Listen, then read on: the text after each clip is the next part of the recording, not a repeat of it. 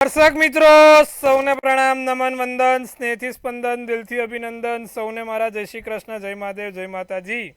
આપ સૌનું ભાવભર્યું હાર્દિક ભર્યું સ્વાગત છે આપના ખાસ કાર્યક્રમ, લોકપ્રિય કાર્યક્રમ કાલનો દિવસ કેવોમાં. સૌને વંદન.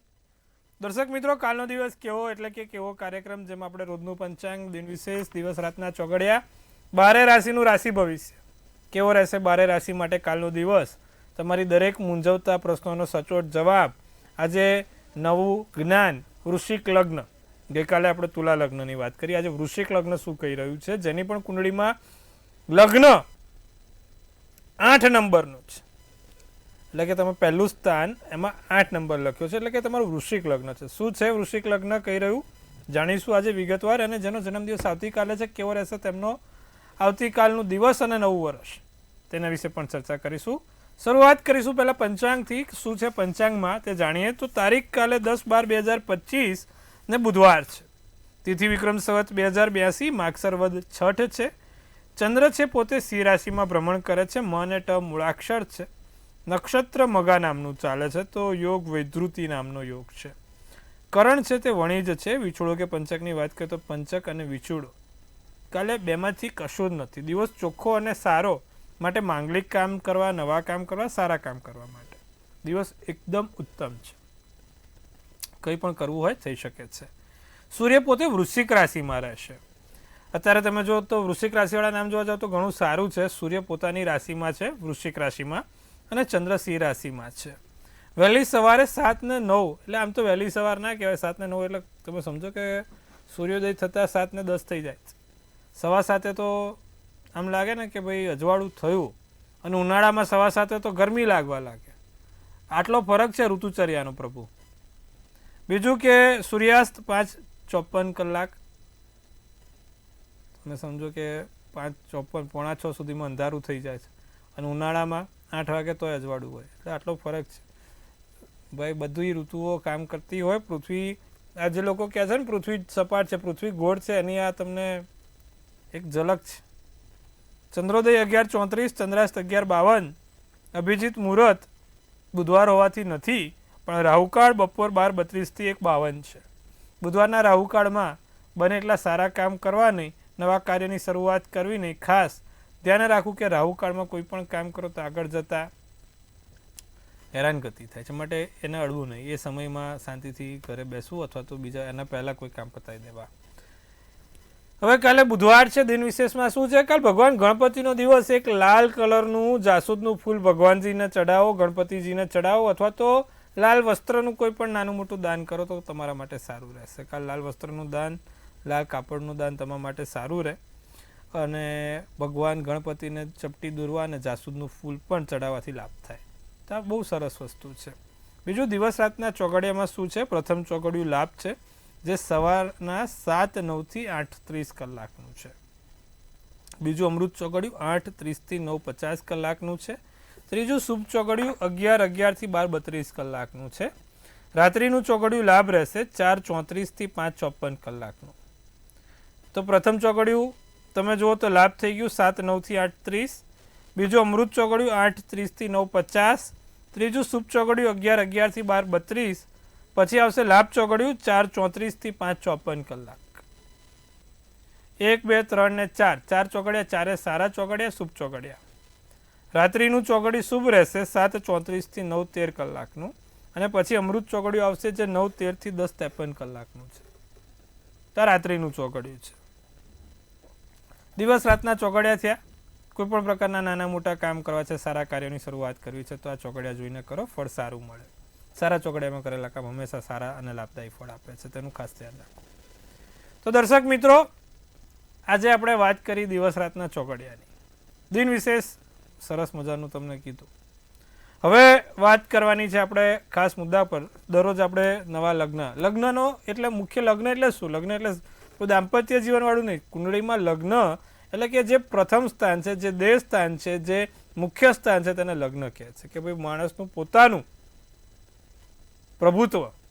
અને કુંડલીનો 40 થી 50% ભાર માત્ર પહેલા સ્થાનમાં જ હોય. હા, બાકીના તો બીજા બધા ગ્રહો 50% કામ કરે, પણ જે પ્રથમ સ્થાન છે, લગ્ન છે, એ 50% ભાગ ભજવે છે તમારા જીવનમાં. માટે આપણે લગ્નનું મહત્વ લેવું જોઈએ કે ભાઈ કયા લગ્નનું માલિક કયા બેઠો હોય, લગ્ન કયું હોય, એ બધું શું આધાર રાખે છે.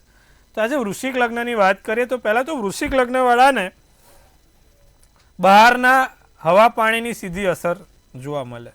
એને ઠંડીમાં એને ઠંડી જેવું થઈ જાય, ગરમીમાં ગરમ, તરત ટૂંકમાં એની સ્કિન પર સીધી અસર થાય. જે લોકોનું વૃશ્ચિક લગ્ન છે તે લોકોને હવા પાણી અને આબોહવાની તરત અસર થાય. કયા જગ્યાએ ક્યાં શું છે એની તરત અસર થાય, હવા પાણીની સીધી અસર થાય છે. બીજું, તેમની વાતચીત તીક્ષ્ણ હોય છે, પોઈન્ટ ટુ પોઈન્ટ વાત અને સીધી સટ વાત, ડાયરેક્ટ વાત કરતા હોય, ચોખ્ખી વાત કરતા હોય, સ્પષ્ટપણે વાત કરતા હોય, એવા વૃશ્ચિક લગ્નવાળા લોકો હોય છે. બીજું, કોઈ ધૂન સવાર થઈ જાય તો પછી તે પાછળ પડતા નથી. જે પકડ્યું એ પકડ્યું, એ પછી કરીને જ રહે, સ્વભાવ છે. નહીં કહેતા કે જ્યોતિષ શું છે? જ્યોતિષ માણસનો સ્વભાવ ઓળખી શકે, જ્યોતિષ માણસની કહેવાય ને આભા ઓળખી શકે, જ્યોતિષ માણસની વાચા અને એની જે તરંગો છે તે ઓળખી શકવાનું કામ જ્યોતિષનું છે.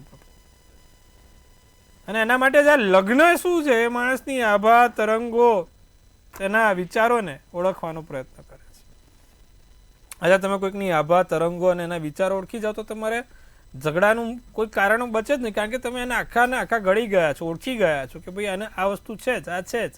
એટલે એમાં તમે પછી પોઈન્ટ માઇનસ કરી દો કે ભાઈ આ તો એના ગ્રહોના સ્વભાવના કારણે આવું છે. સમજી શકો છો શું કહેવા માંગુ છું?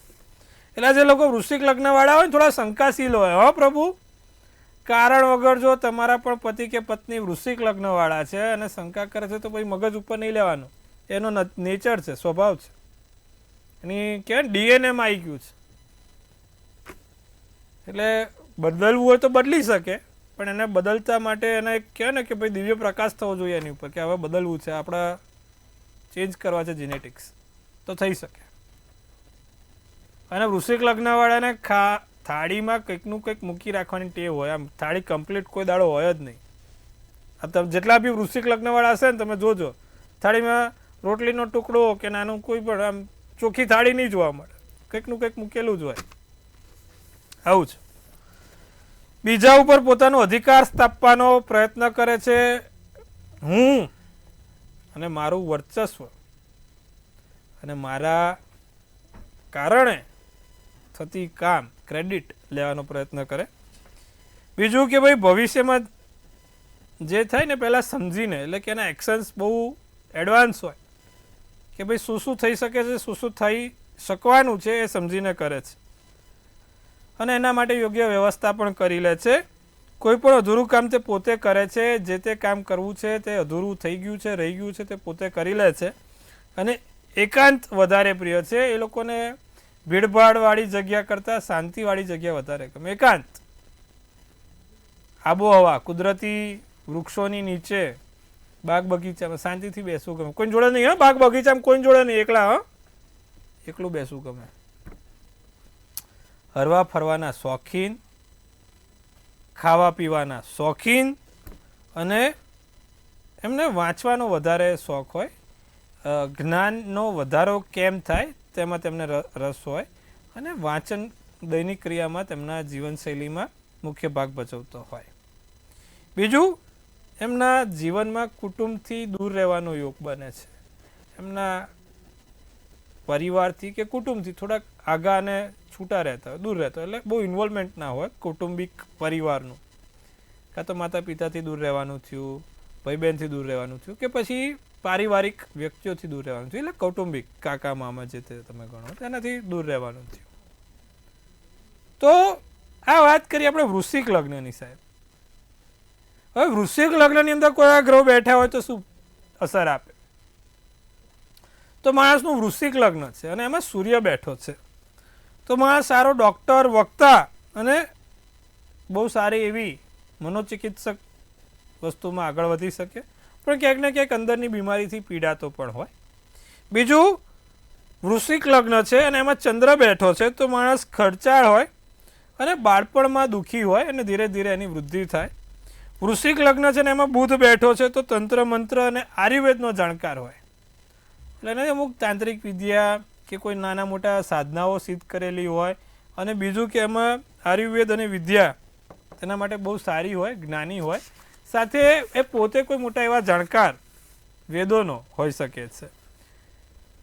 વૃશ્ચિક લગ્ન છે ને એમાં મંગળ છે, તો શત્રુ પર વિજય થાય, નિરોગી હોય, શ્રેષ્ઠ કીર્તિ યશ મળે ને દીર્ઘાયુષ્ય મળે, ચિરંજીવી બને. વૃશ્ચિક લગ્નમાં મંગળ સ્વગૃહી થયો, રાજયોગ બને, રૂચક યોગ બનાવે અને માણસને વિજેતા બનાવે. વૃશ્ચિક લગ્નમાં શુક્ર બેઠો હોય તો ચતુર, પોતાના કાર્યમાં શ્રેષ્ઠ અને નિરોગી બને. અને વૃશ્ચિક લગ્નમાં શનિ બેઠો હોય તો ચંચળ હોય, દેવાથી કંટાળેલો હોય, દેવું એના જીવનમાં સતત ટક ટક ટક કરીને દરવાજે ખખડાવતું જ રહેતું હોય અને નિર્દયી હોય. એના કોઈની ઉપર દયા આવે નહીં, કેમનું કરી નાખવું, કેમનું શું કરવું, અને કોઈક બિચારું રોતું હોય, બોલતું હોય તો એને કોઈ પડી ના હોય, એના ધૂનમાં મસ્ત હોય. હવે વૃશ્ચિક લગ્નમાં રાહુ છે તો ચિંતા પેદા કરે, ભ્રમિત વિચારો કરાવે, કારણ વગર મગજ ઉપર ટેન્શન લેવડાવે. અને બીજું કેતુ બેઠો હોય તો સુખ તો આપે પણ પરિશ્રમથી સુખ આપે, મહેનત કરવી પડે અને મહેનતું હોય અને એના કારણ વગર ખૂબ ખર્ચા થયા કરતા હોય જો વૃશ્ચિક લગ્નમાં કેતુ બેઠો હોય. તો દર્શક મિત્રો, આજે સરસ મજાની આપણે વૃશ્ચિક લગ્ન વિશે વાત કરી. આવતીકાલે ધન લગ્ન. હવે વાત કરવાની છે આપણે 12 રાશિના રાશિ ભવિષ્યની. કેવો રહેશે 12 રાશિ માટે કાલનો દિવસ, શું કહી રહી છે? પ્રથમ રાશિ મેષ રાશિ જાણીશું. મેષ રાશિવાળાને કાલે ધ્યાન કામમાં ના પરોવાય, કોઈ પણ પ્રકારનું ધ્યાન, આમ ધ્યાન ભટકી જાય, સીધી જગ્યાએ ધ્યાન રહે નહીં. કાલે ભાઈ બને એટલું ખોટું બોલવાનું ટાળજો, નહીંતર પકડાઈ જશો. એટલે મેષ રાશિવાળા શક્ય હોય તો ખોટું બોલવાનું ટાળે અને બને તેવું નાનું મોટું રોકાણ પણ કરવાનું ટાળે. સ્વાસ્થ્યનું ધ્યાન રાખજો. નારંગી શુભ કલર, શુભાંક 4 રહેશે. વૃષભ રાશિ, ખોટી ચિંતા ના કરવી, મગજ શાંત રાખવું, સોના ચાંદીની ખરીદી થાય, બિનજરૂરી વાદ વિવાદથી દૂર રહો, કોઈને પણ ક્યાંય બોલવાનું નહીં, પૈતૃક સંપત્તિમાં તમારો અધિકાર મળે. લીલો શુભ કલર, શુભાંક 5 રહેશે. મિથુન રાશિ, નાણાકીય વ્યવહાર બને એટલો ઓછો કરજો, ઘરમાં ગંગાજળ છાંટીને જવાનું, પરિવારના સભ્યો સાથે તાલમેલ વધશે, પારિવારિક લાભ થશે, સંબંધોમાં ઉર્જા રહે, સંબંધોમાં વધારો થાય. નારંગી શુભ કલર, શુભાંક 8 રહેશે. મિત્રો, વાત કરી મેષથી મિથુનની. થી કન્યા શું છે? અશક્યને પણ શક્ય બનાવો, અશક્યને પણ શક્ય કરો, એવું કામ કાલે તમારા હાથમાં લખાયેલું છે.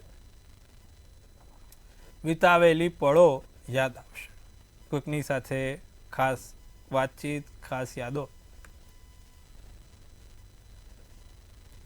મૂકેલો પ્રસ્તાવ તમે જે છે તેને સમર્થન મળશે અને આસમાનથી પણ આગળ વધવાના યોગ છે. પોપટી શુભ કલર, શુભાંક 9.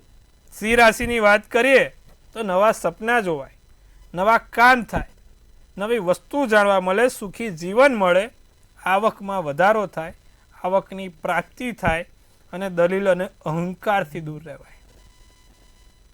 ભૂરો શુભ કલર, શુભાંક 2 રહેશે. કન્યા રાશિ, મગજ શાંત, નિરાંત અનુભવાય, મિત્રો તરફથી ફાયદો થઈ શકે એમ છે. સ્વાર્થ અને સંકુચિત માનસિકતા છોડી દેજો, બિનજરૂરી વાદ વિવાદથી દૂર રહેજો. ગુલાબી શુભ કલર, શુભાંક 9 રહેશે. તો દર્શક મિત્રો, આપણે વાત કરી મેષથી કન્યાની.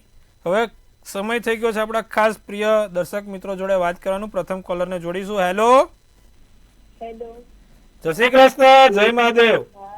જય શ્રી કૃષ્ણ. જય મહાદેવ. કેવો લાગે તમને અમારો કાર્યક્રમ?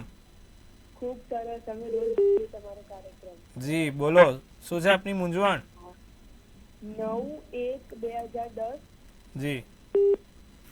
સમય 8 વાગે, સ્થળ અમદાવાદ. કમરમાં દુખાવાની બહુ તકલીફ રહે છે અને એનું ભવિષ્ય કેવું રહેશે? તુલા રાશિનો ચંદ્ર, મકરનું લગ્ન, સ્વાતિ નક્ષત્ર, દસમની તિથિ. શનિ બુધના ઘરનો છે. સ્નાયુઓની લગતી સમસ્યા હોય ને એટલે તમે બુધનો, કાં તો બુધ શનિ જોડે હોય, કાં તો શનિ બુધના ઘરનો અને બુધના ઘરનો, કાં તો બુધનો માલિક થઈને શનિ બેઠો હોય. આવી બધી વસ્તુ હોય ત્યારે જ માણસને આ સ્પાઇનના પ્રોબ્લેમ કે સ્પાઇન રિલેટેડ પ્રોબ્લેમ ત્યારે જ આવું થાય. 9મા સ્થાને ધ્યાન રાખો. શનિની પૂજા ઉપાસના કરો તો સારું. ઓમ પ્રાંગ પ્રિંગ પ્રોંગ શનેશ્વરાય નમઃના મંત્રનો જાપ કરો. શનિવાર સાંજે બીજી આંગળીમાં એટલે કે જે આ મોટી આંગળી છે ને ત્યાં લોખંડની વીંટી સરસિયાના તેલમાં ડુબાડીને પહેરજો. એનાથી તમને લાભ થશે. શનિના મંત્રો જાપ કરજો, લાભ કરશે, દુખાવો ઓછો રહેશે. અન્ય દર્શક મિત્રોને જોડીશું ભાઈ. હલો. હાજી. હર હર મહાદેવ. મારા માટે પ્રશ્ન હતો. જી બોલો. મારી જન્મ તારીખ છે 22/6/1981. જી. સમય સમય સવારમાં 6 થી 7 ની વચ્ચે. જી. અને જન્મ સ્થળ જુનાગઢ નો કેશોદ તાલુકો. જી બોલો, શું પ્રશ્ન છે? એ શાસ્ત્રીજી મારે મારા પતિએ સુસાઇડ કરી લીધી ને બીજા નામે મકાન કરી લીધું. મકાન ઉપર બીજાએ લોન ઉપાડી, એનો મારો કેસ ચાલે છે. તો એમાં મને કેટલી સફળતા મળશે? 3 વર્ષ થયા મારો કેસ ચાલે પણ મને સફળતા નથી મળતી. મકરનો ચંદ્ર, મિથુનનું લગ્ન, સોમવારનો દિવસ અને ધનિષ્ઠા નક્ષત્રને 5મની તિથિ છે. હવે આવું થવા પાછળ કારણ શું કે ભાઈ 8મા સ્થાનમાં ચંદ્રકેતુ બેઠો એટલે સ્વાભાવિક છે કે ચંદ્રકેતુ કે ચંદ્ર રાહુ સુસાઇડના યોગ બનાવે તમારા પતિને કે પછી તમારા પારિવારિક કોઈ પણ વ્યક્તિને. ગુરુની દ્રષ્ટિ પણ પડે છે એટલે સ્વાભાવિક રીતે હેરાન થવાય. 12મે મંગળ છે, શુક્રના ઘરનો, જે તમને કોર્ટ કચેરી કરાવડાવે છે. પ્રભુ શું કરવાથી લાભ થશે? તો તમારા આ સંબંધમાં શું કરવાનું? પિતૃ તર્પણ કરાવો. પહેલાં ચૈત્ર માસ આવે ત્યારે પિતૃ તર્પણ કરાવો. બીજું, નિત્યક્રમ પ્રમાણે ભગવાન શંકરનું નામ લો. દરરોજ ભગવાન શંકરને દૂધ અને પીળી સરસવ ચડાવો. સાથે દર શનિવારે પીપળે સરસિયાના તેલનો દીવો કરવાનું રાખો. ચોક્કસથી લાભ થશે. આટલું કરજો. અને મંગળનો એક ઉપાય આપું છું જેથી તમારા કોર્ટ કચેરીમાં વિજેતા થાવ. તેના માટે દર મંગળવારે તમારા કુળદેવીને લાલ કંકુની ડબ્બીને લાલ ચુંદડી ચઢાવવાની રાખજો. ચોક્કસથી લાભ થશે. તમારા દરેક કામ સફળતાપૂર્વક પૂર્ણ થશે. આટલું કરીશું. મિત્રો, ખાસ વાતચીત કરી આપણા દર્શક મિત્રો જોડે, સત્સંગ કર્યો, એમના દરેક પ્રશ્નોનો સચોટ જવાબ આપવાનો પ્રયત્ન કર્યો છે. આશા રાખું છું કે ભગવાન ઈશ્વર એમની દરેક મનોકામના પૂર્ણ કરે અને એમના કામ સફળ થાય. અન્ય દર્શક મિત્રોને જોડતા પહેલાં હવે સમયનો અભાવ છે એટલે બાકી રાશિ લઈશું. તમને પણ જો ફોન આજે નથી લાગ્યો તો કાલે લગાવજો, નંબર લાગી જશે. ચિંતા નહીં કરવાનું. હો, બધાનો નંબર આવશે. આપણે બધાને ન્યાય આપવાનો પ્રયત્ન કરીએ છીએ પણ સમયનો અભાવ છે. તુલા રાશિ, પ્રયાસોમાં સફળતા મળે. પ્રયાસોમાં તમે જે તે કરો તે કામ થાય. અતિ લોભ એ પાપનું મૂળ. કાલે સાબિત થાય. 10 રૂપિયાનો પ્રોફિટ થતો હોય તો 15ની આશા ના રાખતા, 10 લઈને નીકળી જજો. કોઈ મોટું શરૂ થઈ શકે છે કામ. સારા એવા કામમાં શરૂઆતમાં લાભ થાય. ખાસ કરીને દેવું કરવાનું ટાળજો. ગામના માથેથી પૈસા લઈને પોતાના માથે નથી મૂકવા, નહીં તો માથાનો ભાર વધે. પીળો શુભ કલર, શુભાંક 2. વૃશ્ચિક રાશિને સંતાન ઉપર ગર્વ અનુભવાય. બાળકો થતી મોટા કામ થાય. બોલવામાં ધ્યાન રાખવું. પત્નીનું સ્વાસ્થ્ય બગડે નહીં તે ખાસ ધ્યાન રાખવું. પરિવારમાં નવા મહેમાનોનું આગમન થશે. વાદળી શુભ કલર, શુભાંક 4 રહેશે.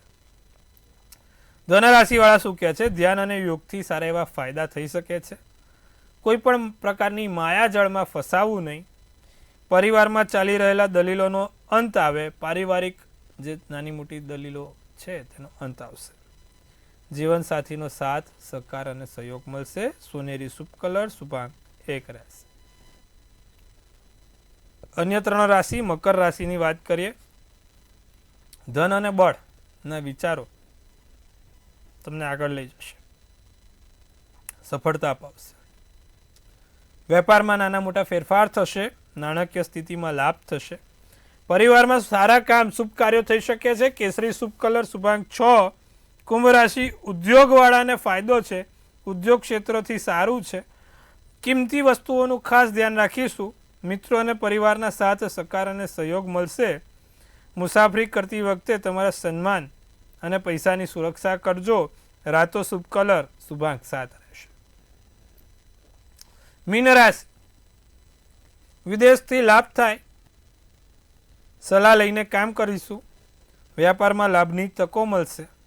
પત્ની સાથે કોઈ મતભેદ ના થાય તેનું ધ્યાન રાખીશું. સફેદ શુભ કલર, શુભાંક 6 રહેશે. પત્ની જોડે કાલે કોઈ વાદ વિવાદ ના કરતા મીન રાશિ વાળા ધ્યાન રાખજો, કારણ કે પછી સ્નાયુઓની પ્રોબ્લેમ થતી હોય તો સમજી ગયા, જેને સમજદાર કોઈ ઈશારા કાપી ખોટે પછી હેરાનગતિ થાય, એટલે કશું બહુ બોલવું નહીં, જેમ ચાલે જેમ ચાલવા દેવું. તો મિત્રો 12 રાશિની વાત કરી, હવે વાત કરવાનો છે કોનો, જેનો કાલે જન્મદિવસ છે.